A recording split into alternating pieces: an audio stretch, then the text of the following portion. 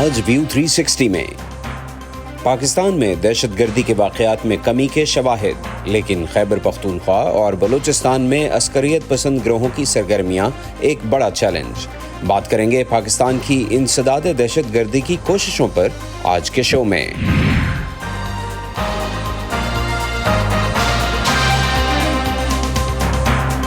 Voice of America کے Washington studio سے آپ دیکھ رہے ہیں پروگرام ویو 360۔ میں ہوں محمد عاطف۔ السلام علیکم۔ پاکستان میں دہشت گردی ایک چیلنج ہے اور گزشتہ 2 دہائیوں سے سیکیورٹی فورسز، پولیس اور عام لوگ مسلسل اس کا نشانہ بن رہے ہیں۔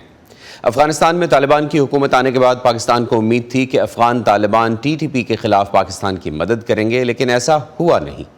بلکہ پاکستان کی طرف سے افغانستان کی سرزمین پر TTP کے خلاف کارروائی کا عندیہ بھی دیا گیا ہے۔ ایک حالیہ رپورٹ کے مطابق گزشتہ سہ ماہی میں پاکستان میں دہشت گردوں کی کارروائیوں میں کمی آئی ہے، لیکن دہشت گردی کے زیادہ تر واقعات خیبر پختونخوا اور بلوچستان میں ہی پیش آئے۔ آج کے پروگرام میں ہم ملک میں جاری دہشت گردی، پاکستان کی انسداد دہشت گردی کی حکمت عملی اور افغانستان کے ساتھ دہشت گردی کے خاتمے کے لیے پیش رفت پر بات کریں گے۔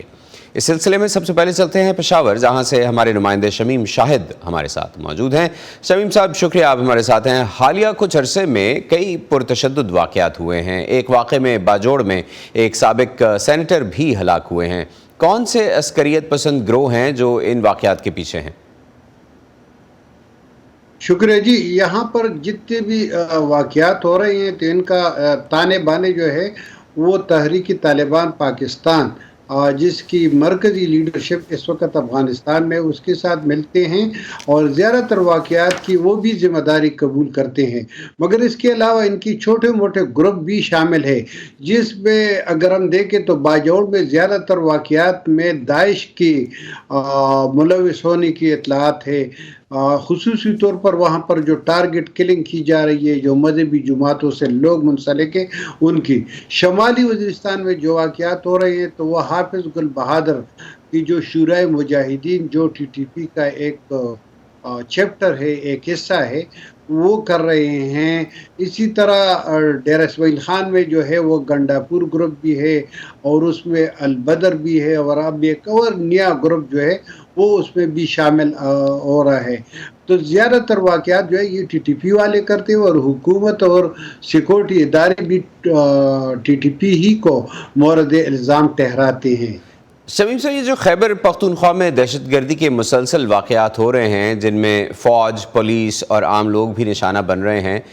لیکن اس کے باوجود کیا وجہ ہے کہ مقامی افراد ایک ملٹری آپریشن کی مخالفت کر رہے ہیں، حالانکہ یہیں کے لوگوں کو دہشت گردی کا سب سے زیادہ چیلنج ہے؟ اس میں کوئی شک نہیں ہے کہ لوگ دہشت گردی کے خلاف ہے، لوگ امن چاہتے ہیں، مگر جو ماضی میں جو 2009-11 کے بعد جتنے بھی ملٹری آپریشن ہوئے ہیں، ابھی 2017 تک رد الفساد تک،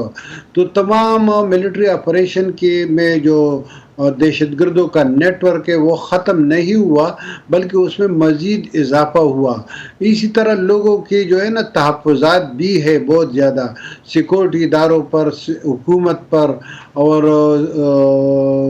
عہدیداروں پر، تو ان کی یہ تحفظات بھی ہے۔ اور ساتھ ساتھ اگر ہم دیکھیں تو جتنی بھی ملٹری آپریشن ہوئی ہے تو اس میں عام لوگوں کا بہت زیادہ نقصان ہوا ہے، لوگوں کو نقل مکانی کرنا پڑا ہے، لوگ مطلب بے گھر ہوئے ہیں، عام لوگ اس میں بہت زیادہ اس کی مالی اور جانی نقصانات ہوئے ہیں۔ اب بھی اگر ہم دیکھیں تو خیبر پختونخوا میں 15,000 سے زائد فیملیز جو ہے جنہوں نے 2014 میں نقل مکانی کی تھی، اب بھی وہ بنو کے قریب باران کیمپ ہے اسی میں ہے۔ اسی طرح 3-4 ہزار خاندان اب بھی افغانستان میں خوست میں ہے، نقل مکانی کر چکے ہیں۔ لہذا لوگوں کا خیال ہے کہ جو آپریشن ہے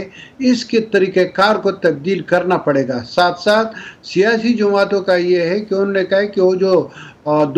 دسمبر 2014 میں جو قومی لائحہ عمل اپنائی گئی تھی، نیشنل ایکشن پلان، تو اس پر صحیح معنوں میں عمل درآمد نہیں ہوا۔ اسی طرح کچھ اور سیاسی جماعتوں کا کہنا ہے کہ جو دہشت گردوں کے جو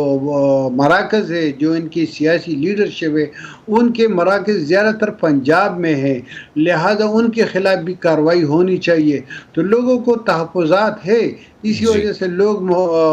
مخالفت بھی کر رہے ہیں اور مزاحمت بھی کر رہے ہیں۔ کل سے مطلب یہاں پر جرگے ریلیاں شروع ہو چکی ہیں۔ شمیم صاحب، خیبر پختونخوا کی مقامی سیاسی لیڈرشپ کیا ٹی ٹی پی اور افغان طالبان سے مذاکرات کے حق میں ہے؟ کیونکہ پہلے تو اس پر تنقید ہوتی رہی ہے۔ نہیں، اب بھی وہ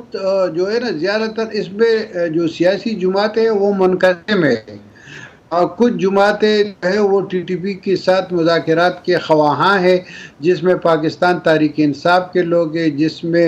مولانا فضل الرحمان کی جمعیت علماء اسلام ہے، اور کچھ کانفرنس جماعتیں جو ہے وہ اس کے خلاف ہے۔ وہ خلاف اسی وجہ سے کہ وہ کہتے کہ آپ لوگوں نے پہلے مطلب جو مذاکرات کیے تھے تو پارلیمان کو آپ نے اعتماد میں نہیں لیا تھا۔ جو خصوصی طور پر سابق کمانڈر صاحب تھے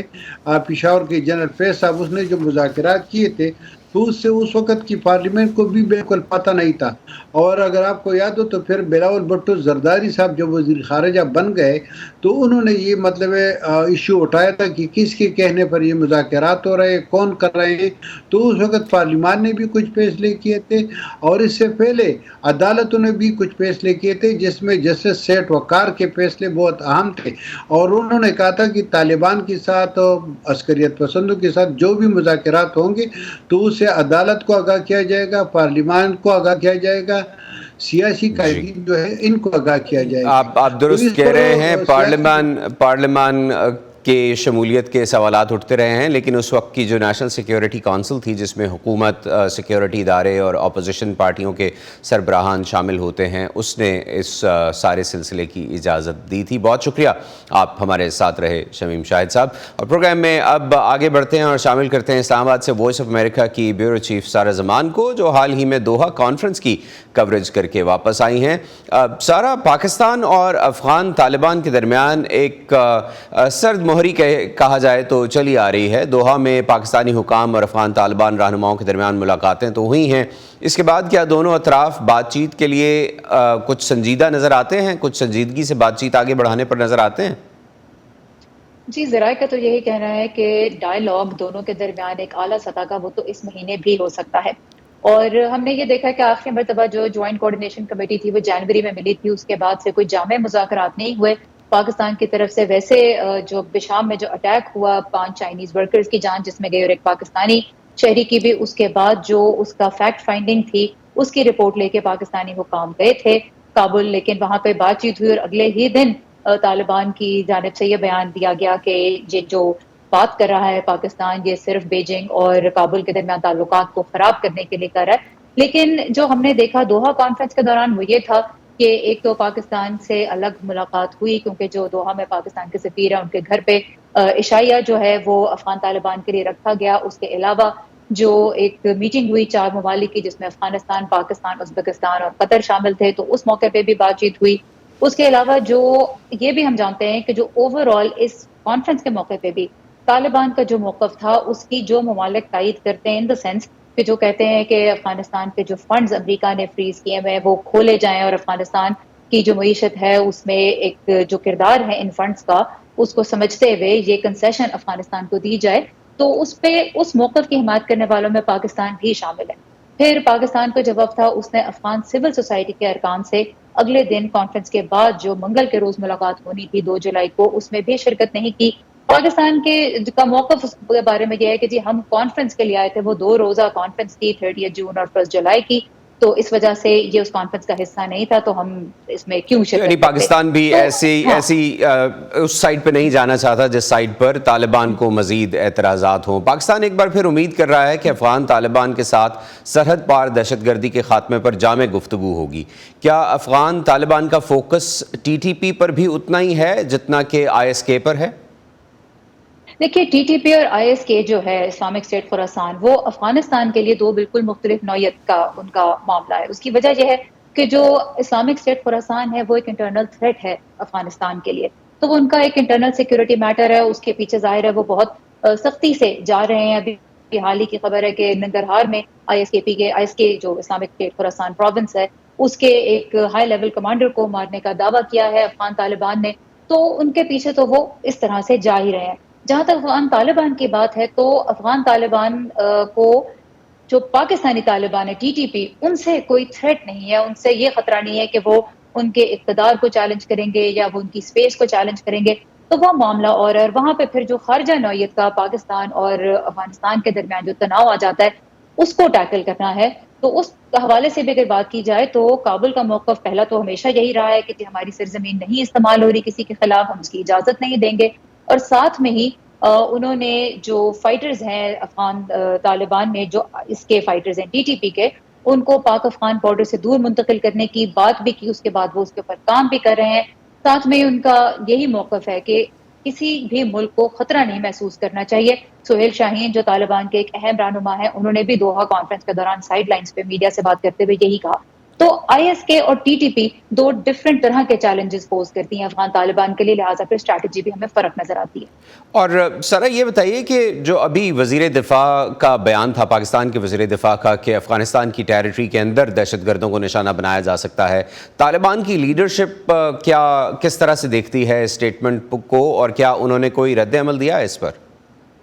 جی بالکل, اس اسٹیٹمنٹ کے بعد پھر افغانستان کی جو ڈیفنس منسٹری ہے, وزارت دفاع, اس کے ترجمان نے ایکس جو سوشل میڈیا پلیٹ فارم ہے اس کے اوپر ایک اسٹیٹمنٹ جاری کی, اور اس پہ انہوں نے کہا کہ پاکستان کو پھر نتائج کا سامنا بھی کرنا پڑے گا اگر پاکستان ایسا کرتا ہے. اور ساتھ میں انہوں نے یہ بھی کہا کہ اس طرح کے جو بیانات ہیں حساس معاملات پہ وہ نہ دیے جائیں. ہم یہ بھی جانتے ہیں کہ جب مارچ میں پاکستان نے کراس بارڈر اسٹرائکس کی افغانستان کے اندر, تو پھر طالبان نے بھی دعویٰ کیا کہ انہوں نے بھی پاکستان کے بارڈر کے کراس اسٹرائکس کی ہیں. تو افغان طالبان چونکہ اب اپنے آپ کو ایک ایسی اینٹی کے طور پہ اسٹیبلش کر رہے ہیں جس کا نہ صرف پورے ملک کے اوپر کنٹرول ہے بلکہ وہ ایک ڈیفیکٹو گورنمنٹ کے طور پہ پوری دنیا میں جانی جاتی ہے, لہٰذا وہ ایسے معاملات پہ پھر اسی طرح سے رسپونڈ کرتے ہیں جیسے کوئی بھی سوورن اسٹیٹ کرے گی.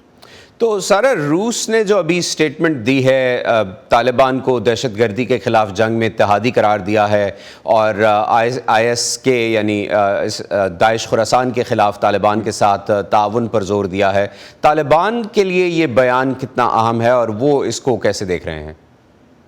طالبان کے لیے تو سب سے اہم بات یہ ہے کہ خود روس یہ کہہ چکا ہے کہ وہ طالبان کو بھی دہشت گردوں کی فہرست سے خارج کرنے کی تیاری کر رہا ہے. کافی آگے وہ پروسیس بھی جا چکا ہے, لیکن پھر اقوام متحدہ میں بھی جو روس کے سفیر ہیں انہوں نے بھی کہا کہ ایگزیکٹلی ڈیٹ ان کو نہیں پتا کہ کب یہ فیصلہ ہوگا, لیکن بہرحال وہ اس پروسیس کو بھی بڑھا رہے ہیں. تو کابل اور ماسکو کے درمیان تعلقات بہت پرانے بھی ہیں, اور اب ظاہر افغان طالبان کے بعد ان کے آنے کے بعد اس میں ایک نئی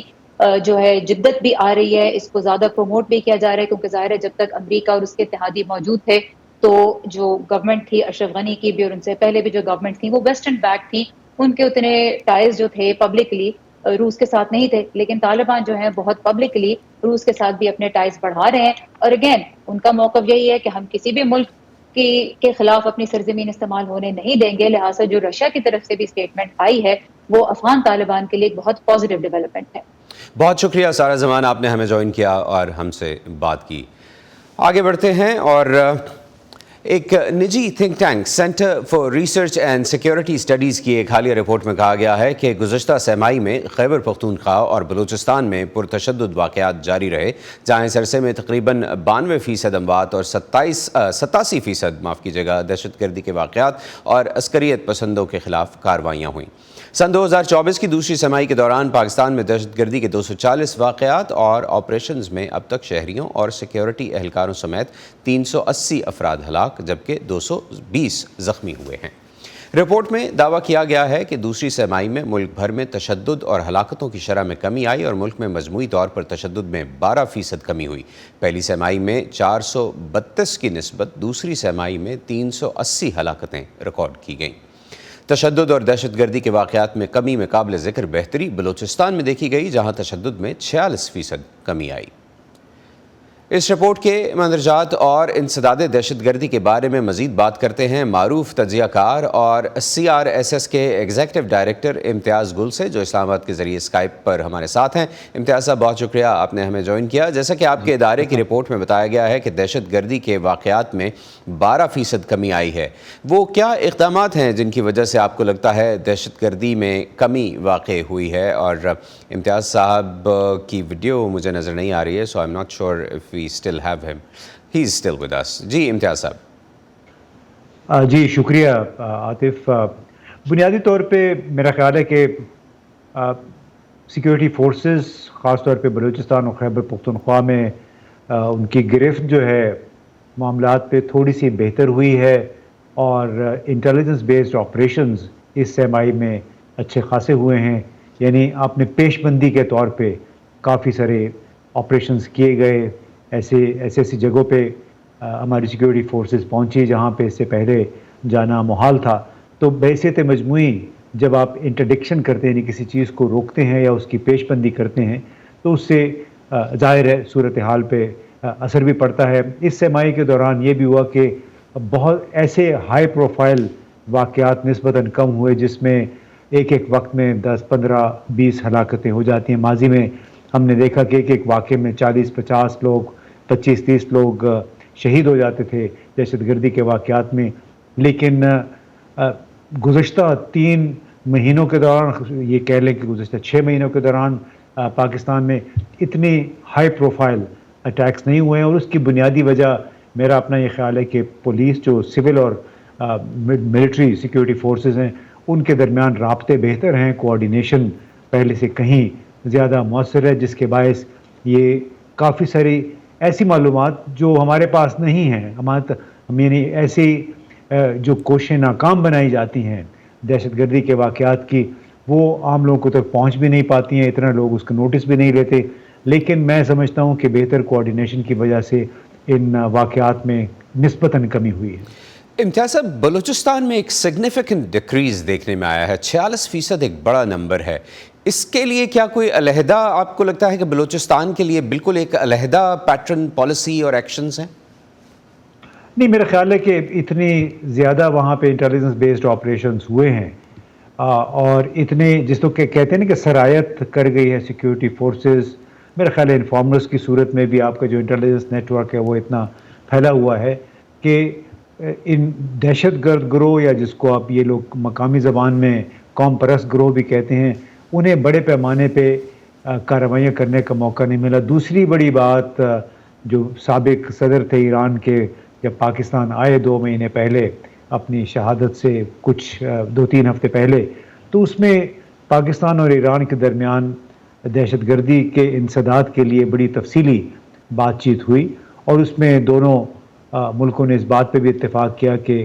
بارڈر، ان کے جو سرحدی علاقے ہیں وہاں پہ intelligence coordination, intelligence information sharing بھی ہونی چاہیے، اور اس کے نتیجے میں لگتا ہے کہ دہشت گردوں کی کراس بارڈر جو نقل و حرکت ہے اس میں کمی آئی، کیونکہ جب ان کو اگر نقل و حرکت میں تھوڑی مشکل پیش آئے تو ظاہر ہے منصوبہ بندی میں اور پھر اپنے منصوبوں پہ عمل درآمد میں بھی ان گروہوں کو مشکل پیش آتی ہے۔ تو غالباً یہ وجہ ہے کہ وہاں کو یہ 40-46% کے قریب دہشت گردی کے واقعات میں کمی ہوئی ہے، اور گرفتاریاں میں سمجھتا ہوں ایسی ہوئی ہیں۔ پھر ایک وہ گلزار امام تھے جنہوں نے سوا سال پہلے ہتھیار ڈالے تھے، تو ایسا لگتا ہے کہ ان کے ساتھ بھی بہت سارے ایسے جنگجو تھے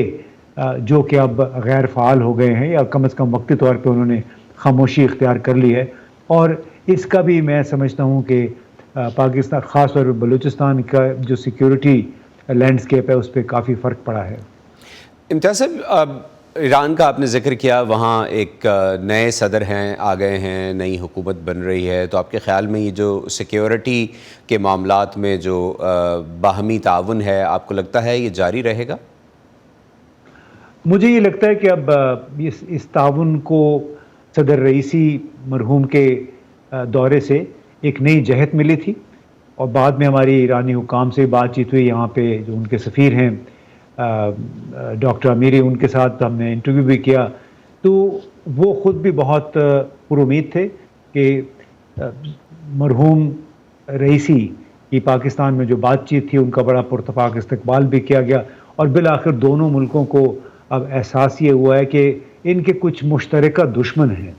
چاہے وہ ایران کی سرزمین پہ ہیں، پاکستان کی سرزمین پہ ہیں یا افغان سرزمین پہ ہیں، ان کے خلاف مشترکہ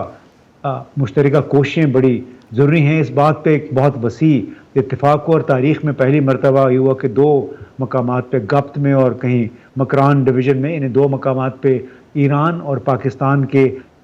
انٹیلیجنس آپریشنز بھی ہوئے جی تاکہ وہ ہر وقت جی امتیاز صاحب، بعض سیکیورٹی ماہرین یہ کہہ رہے ہیں کہ افغانستان سے ملحقہ جو بارڈر ایریاز ہیں پاکستان کے، ان میں عسکریت پسند تنظیمیں بدستور موجود ہیں جن کا مقابلہ کرنے کے لیے پہلے سے جاری آپریشنز کو نئے نام دیے جا رہے ہیں، اور ان کا اشارہ عزم استحکام کی جانب ہے، اور ان مسائل کے مکمل حل کے لیے اقدامات نہیں اٹھائے جا رہے۔ کیا آپ اس سے اتفاق کرتے ہیں، اور وہ کیا اقدامات ہیں آپ کے خیال میں جو مسنگ ہیں؟ دیکھیے، ایک بات بڑی واضح ہے جو پاکستان میں ہم سب کو معلوم ہونی چاہیے اور اس کو بالکل ذہن میں رکھنا چاہیے جب ہم انسداد دہشت گردی کی بات کرتے ہیں، اور وہ یہ کہ 2001 کے بعد سے پورے اس خطے میں سیکیورٹی کی جو صورتحال بنی ہے القاعدہ کی وجہ سے اور بعد میں داعش یا ISKP کی وجہ سے، انسداد دہشت گردی اب ایک باقاعدہ مکمل فیچر بن گیا ہے ہمارے سیکیورٹی فورسز کا، چاہے وہ سویلین ہیں چاہے فوجی ہیں۔ تو لہٰذا